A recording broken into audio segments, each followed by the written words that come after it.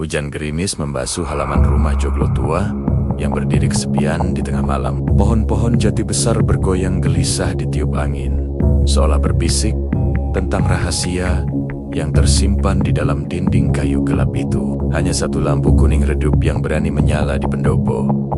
Cahayanya yang lemah tak mampu menembus pekatnya malam. Suara kodok sesekali terdengar dari kejauhan, menambah kesan terpencil dan dingin. Di tengah keheningan itu, kita seolah menjadi tamu tak diundang, mengintip ke dalam sebuah misteri yang akan segera terungkap. Di ruang tengah yang luas, seorang pemuda bernama Leo duduk membungkuk di depan laptopnya.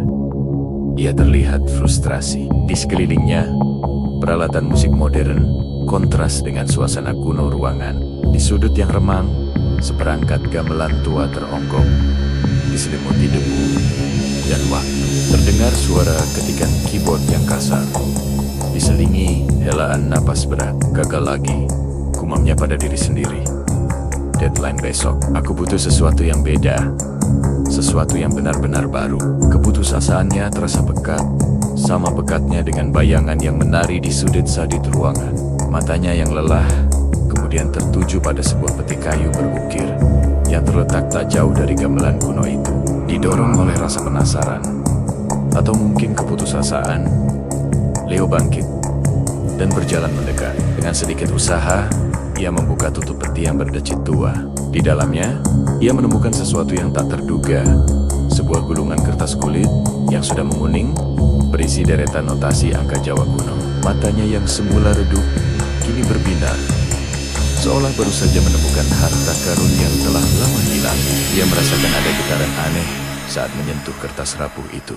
Tanpa pikir panjang, Leo membawa gulungan itu dan duduk di depan saron, salah satu instrumen gamelan. Awalnya ragu, tangannya mulai memukul bilah-bilah logam mengikuti notasi kuno di hadapannya. Pukulan pertama menghasilkan suara yang tajam dan nyaring, bergema aneh di seluruh ruangan kayu. Teng! Suara itu seakan membangunkan sesuatu yang telah lama tertidur. Ia terus mencoba, perlahan tapi pasti. Tak lama, jari-jarinya mulai bergerak lebih lancar. Sebuah gending aneh mengalun dari saron yang ia mainkan. Melodinya repetitif, hipnotik, namun menyimpan nuansa yang membuat bulu kuduk berdiri. Semakin lama ia bermain, temponya menjadi semakin cepat. Leo seakan tak bisa berhenti. Tubuhnya bergerak sendiri, matanya terpejam, larut dalam alunan musik yang ganjil. Tiba-tiba, tanpa sebab, lampu minyak di sudut ruangan padam dengan sendirinya. Di luar, suara angin yang semula hanya desiran lembut berubah menjadi siulan kencang yang mengerikan. Leo seperti kerasukan, terus memainkan gending pemanggil itu. Kemudian, sama mendadaknya, seperti saat dimulai, ia berhenti. Musik berhenti, hening, total. Bahkan suara hujan di luar pun lenyap seketika. Yang terdengar hanyalah deru napasnya yang terengah-engah. Keringat dingin membasahi pelipisnya. Ia merasakan kehadiran sesuatu yang salah. Matanya bergerak liar, mencoba mencari sumber perasaan tidak nyaman yang tiba-tiba menyergapnya. Keheningan itu jauh lebih menakutkan daripada suara apapun. Lalu, dari kejauhan, terdengar sebuah suara, sangat pelan, namun begitu jelas di tengah kesunyian. Absolut kemorensing nonseng, kecil yang berirama, diiringi derap langkah seperti roda kayu yang beradu dengan tanah berbatu. Suara itu semakin lama semakin mendekat. Siapa? Bisiknya ketakutan. Matanya terpaku pada pintu depan joglo yang tertutup rapat, menanti dengan jantung berdebar kencang. Rasa takut yang tak tertahankan mendorongnya untuk mengintip. Dia menempelkan matanya pada celah kecil di jendela kayu. Di luar, kabut tebal telah turun, menelan semua jarak pandang. Suara gemerincing dan derap langkah itu kini terasa begitu dekat, tepat di halaman rumah.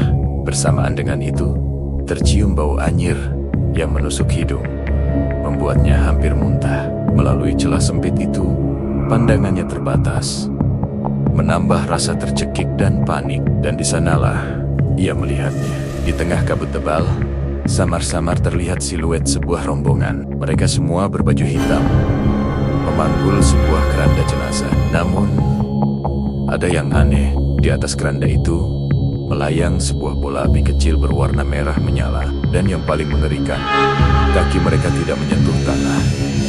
Mereka melayang sejengkal di atasnya. Dari rombongan itu, terdengar gumaman mantra Jawa kuno yang tidak jelas artinya, membuat suasana semakin mencekam. Rombongan gaib itu berhenti tepat di depan pintu utama rumahnya. Semua suara mendadak hening selama beberapa detik, yang terasa seperti selamanya. Leo menahan napas, tubuhnya kaku. Matanya terpaku pada pintu kayu besar di hadapannya. Tiba-tiba, pintu itu digedor dengan sangat keras. Dok.